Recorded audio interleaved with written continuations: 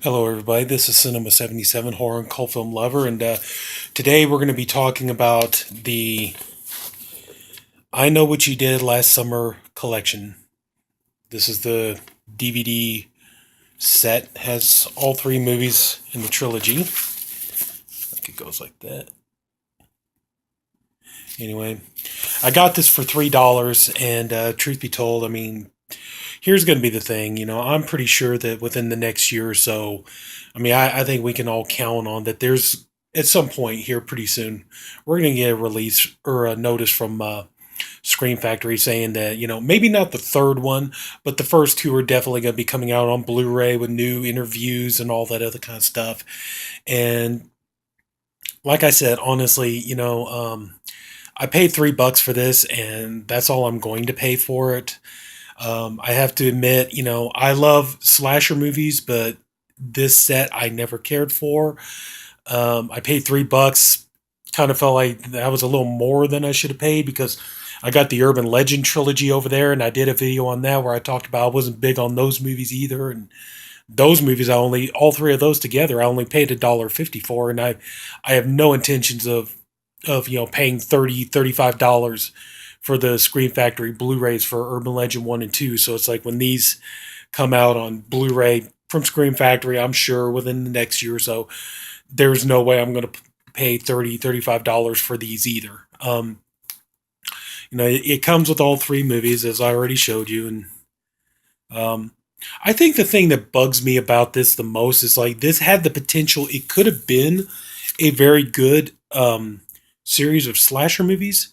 But here was the problem. The problem was back in the late 90s, Scream had come out, and that was a big hit and everything else. And the thing was they were more interested, they weren't so much interested in making horror films. They were more interested in making like teenage soap opera dramas with a little bit of an edge to them. And that's what this is, really. That's what pretty much all three of these movies are. Now, I will say that the third one, spoiler, okay, I'm going to say spoilers right now. So if you don't want to hear any spoilers, stop watching right now. Spoilers. Okay, you still watching? All right, then that means all right.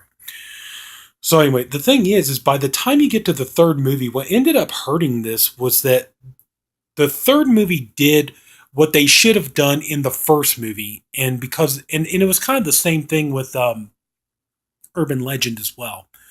They did in the third movie kind of what they should have done with the first movie, and by the time they got around to that, that's what kind of killed the series. Because here is the thing, the first two were kind of these slasher movie. Well, I don't really want to say slasher movie, more like murder mystery movies.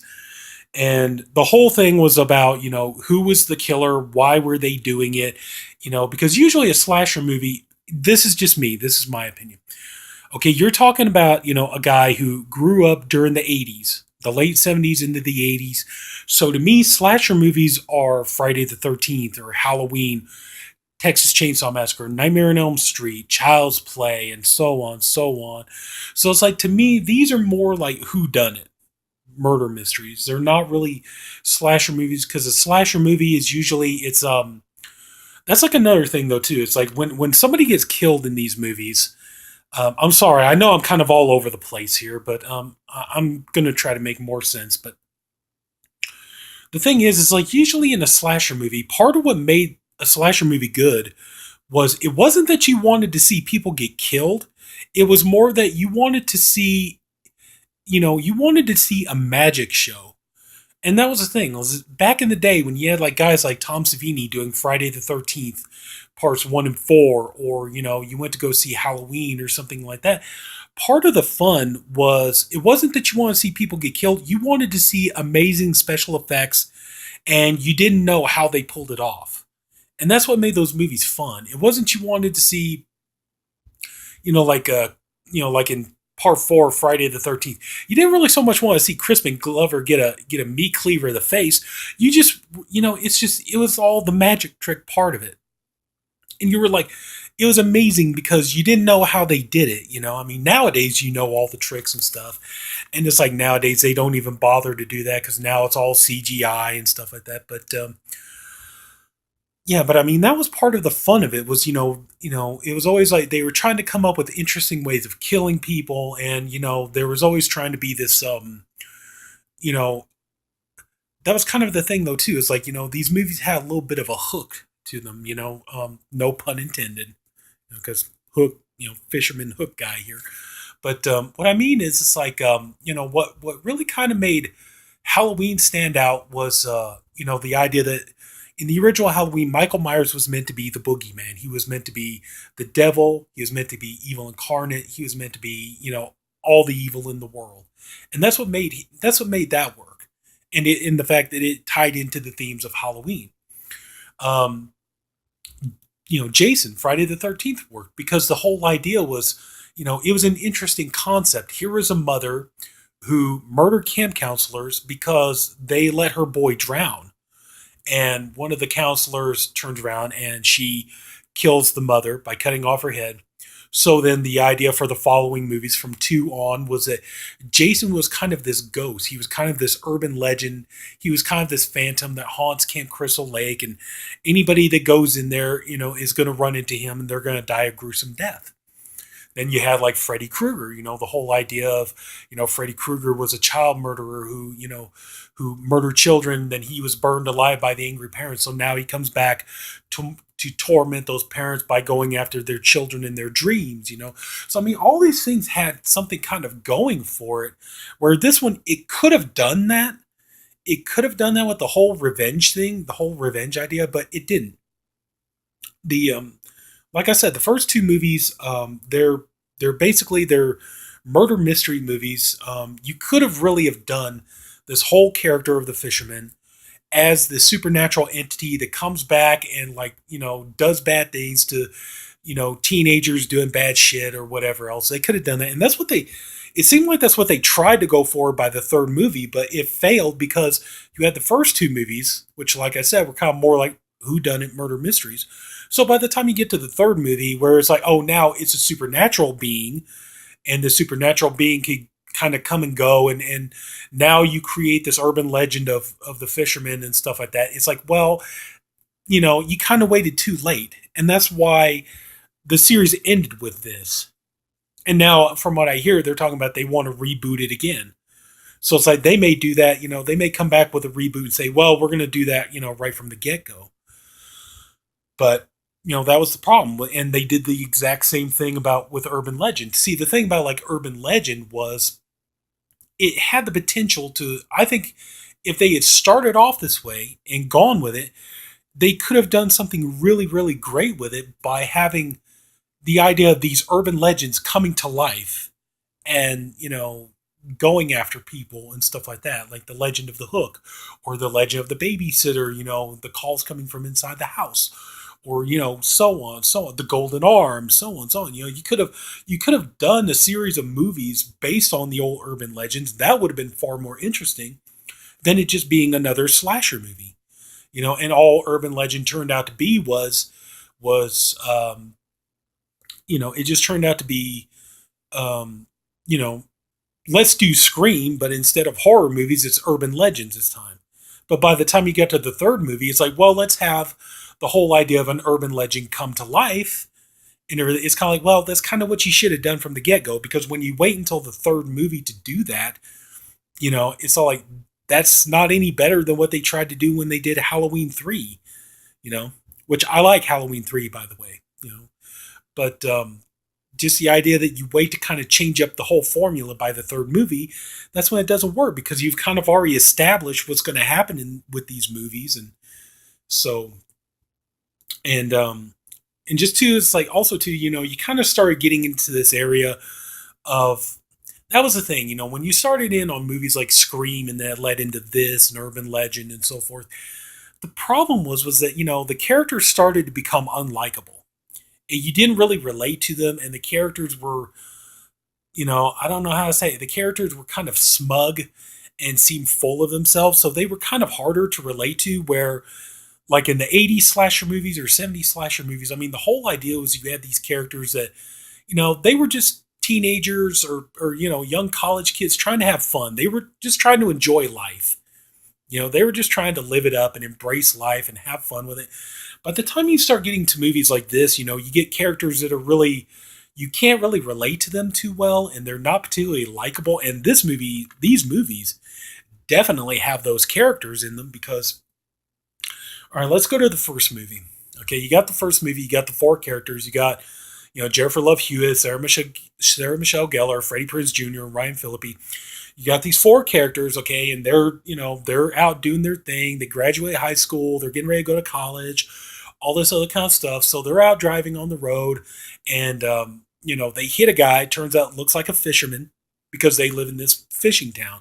The town they live in, their key employment there is the fishing industry, fishing boats and things like that. So they decide that they're not going to tell the cops. They decide they're going to hide this murder and stuff like that. So they're going to get rid of the body, do away with any evidence, and just make out like the whole thing never happened. The guy just disappeared, whoever he was. So, but you got like Jennifer Love Hewitt's character, who she's basically like, no, we need to go tell the cops, and we need to go do this and that and everything else. And she's kind of pressured by her other friends into just keeping her mouth shut and just keeping the whole thing a secret. Well, she does that, and then it's like a year later, she comes back. You realize like, okay, obviously this whole event has kind of taken a toll on her and stuff like that. And then she decides she's going to go home to celebrate, the summer with her mother and her friends and all this other kind of stuff. But here's the thing: it's like when she gets back home, it's like she is so annoying. I'm not talking about Jennifer Love Hewitt. I don't know her. Maybe in real life, Jennifer Love Hewitt may be the sweetest, nicest person you could ever meet. I don't know. But I'm talking about the character she plays in this movie. And it's just like her character is so annoying to the point it's like it makes you want to scream, for crying out loud, because she's, going around like her mother's trying to figure out what's wrong. She doesn't want to talk to her mom, and she's just like, yeah, well, I had a really tough year. And then when she gets around her friends, she starts with that whole, oh, I'm the one who said we should have gone to the cops. I'm the one who said we should have, done the right thing. I'm morally superior to all of you and all this other kind of stuff. And it's all like, okay, you're the one sitting here saying like, we should have gone to the cops. It's like, then you're kind of like, well, bitch, why didn't you? Okay. You went to college for a year. Okay. It wasn't like you went away to college. Your friends stayed in that small little town. They didn't really go anywhere. They didn't do much else. They stayed there. It wasn't like they had you under 24-hour surveillance so that, it wasn't like, you couldn't say, oh, my conscience is really bothering me and I just can't handle this anymore. And I need to, go and talk to somebody and try to, do something about this. Does she do that? No, she never does that. She just goes home and just kind of puts on this attitude of, I'm better than all of you because I'm the one who said we should have gone to the cops. It's like, but you're sitting there watching, it's like, yeah, but you didn't. You didn't go to the cops. You didn't say shit. You tried to just go on with your life. You went to fancy college and all that other kind of stuff. It's like if your conscience was really bothering you that much, you could have broke down and told somebody.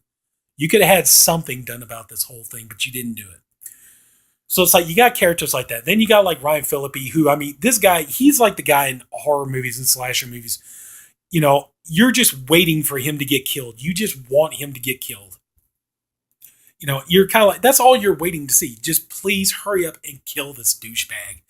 And like I said, Ryan Phillippe in real life, he may be a great guy. I don't know. I've never met him, but he might be a great guy. You got Sarah Michelle Gellar and Freddie Prinze Jr., and they're just kind of like the ones who just go along with it. That was kind of like the one nice point in the movie was when Sarah Michelle Gellar kind of calls her out and says, look, you could have done something. You're not better than the rest of us. Stop acting like you're so superior than us and all that kind of stuff. So that was kind of a nice moment in there. But, I mean, I understand that like this movie, they were trying to go for more something like Halloween. It wasn't about blood and gore and all that other kind of stuff. It was more about like trying to build suspense and create tension and stuff like that. But here's the thing, I mean, it's like Halloween did not cut away from the kills. And that's one of the biggest, most annoying things about these movies is that when somebody gets killed, they cut away from it or it's very briefly glimpsed or something like that.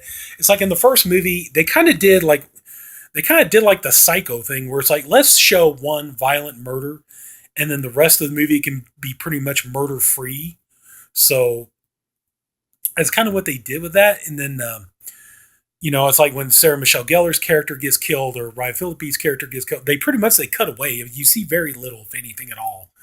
And then later they're just discovered dead. So it was kind of that. And like I said, when you're like me, when you're a kid who grew up in the 80s with the Freddys and the Jasons and the Michael Myers and all that other kind of My Bloody Valentine and all that kind of stuff. So by the time you get to this, where the whole thing is they're really trying to like pull away from that, it doesn't work, and it just kind of really leaves it lackluster. At least for me, it does. Okay, like I'm sorry, just these movies don't work for me.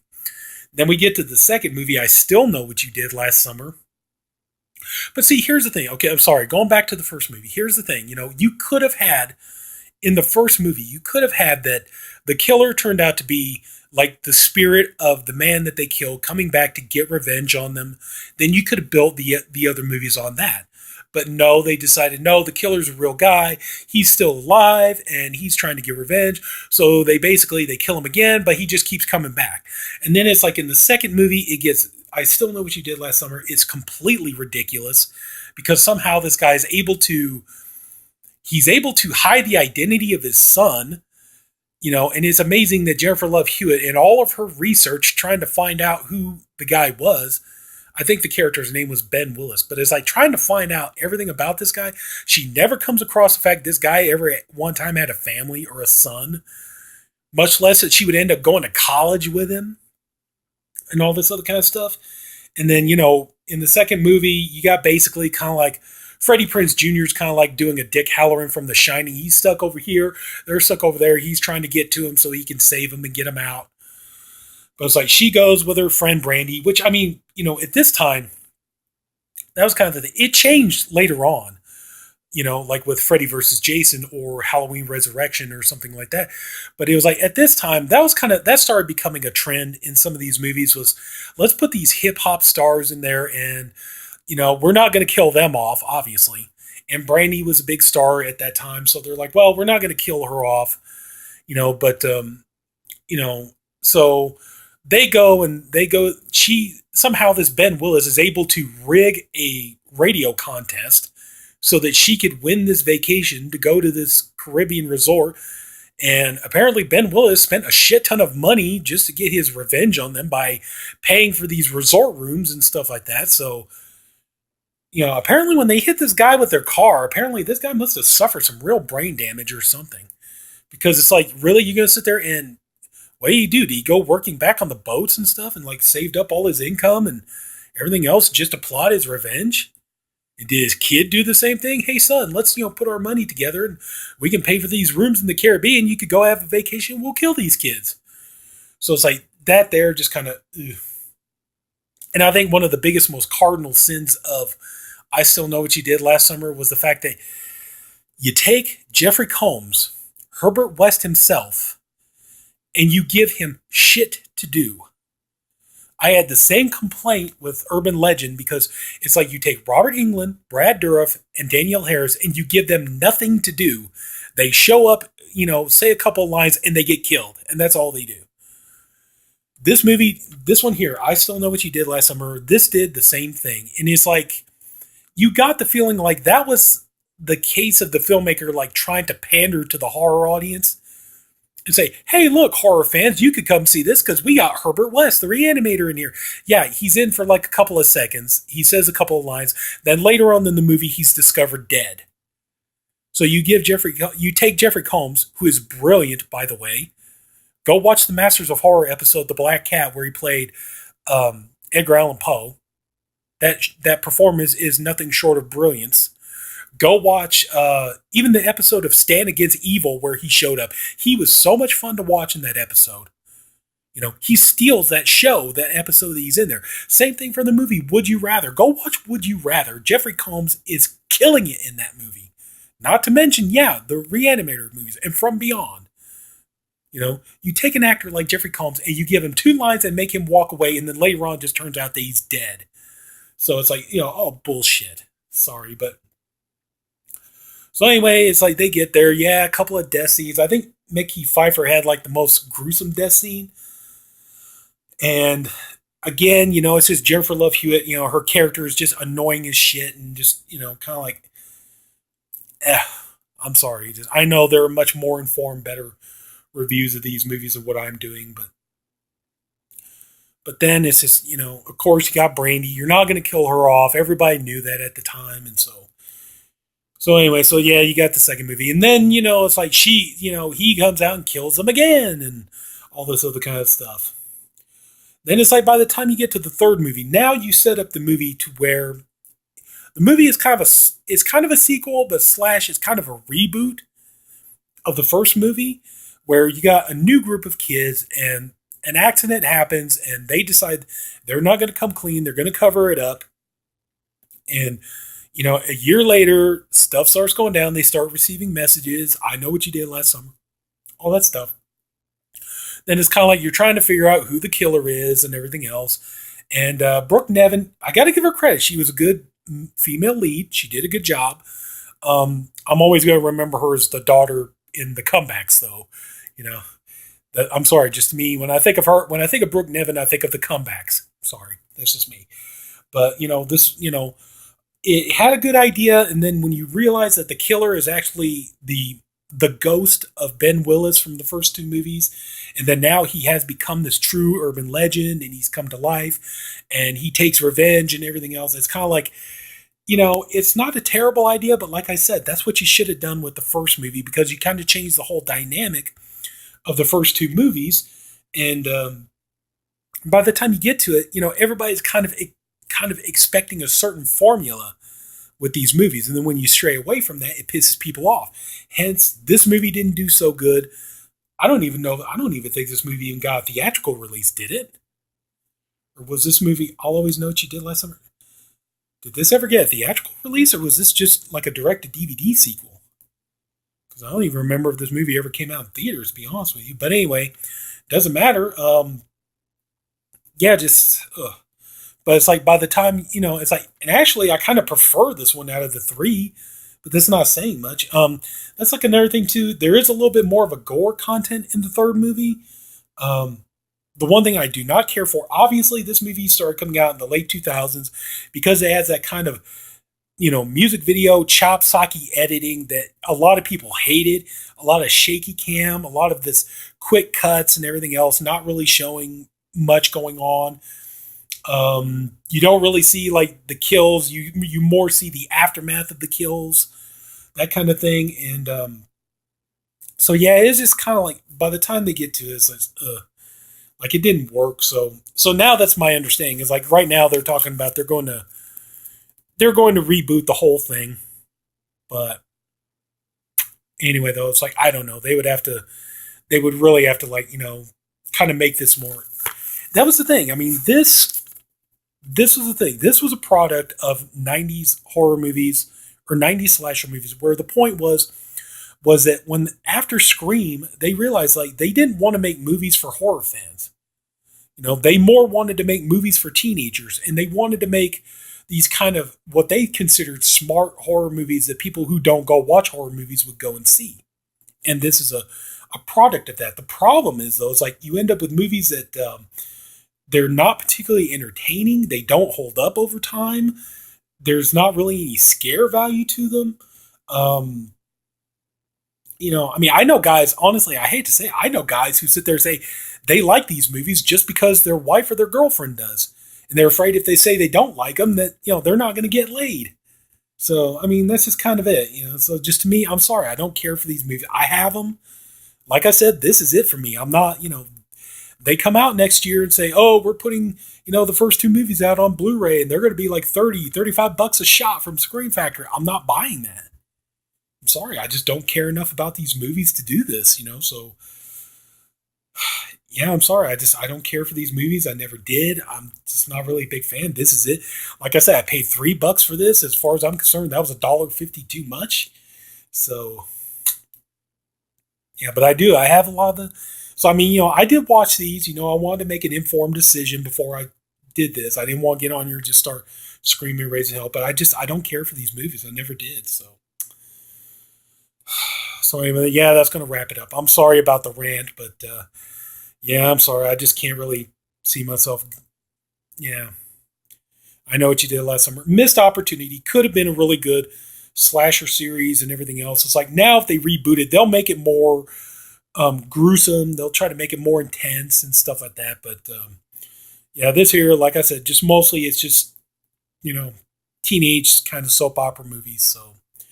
So anyway, that's going to wrap it up for this. This is Cinema77, horror and cult film lover, and I hope you love horror movies as much as I do. More intense one than this. But if you took the time to watch all of this, thank you for doing so. I appreciate you doing it. If you like this video, please like and subscribe. And I'll talk to you later. Take care.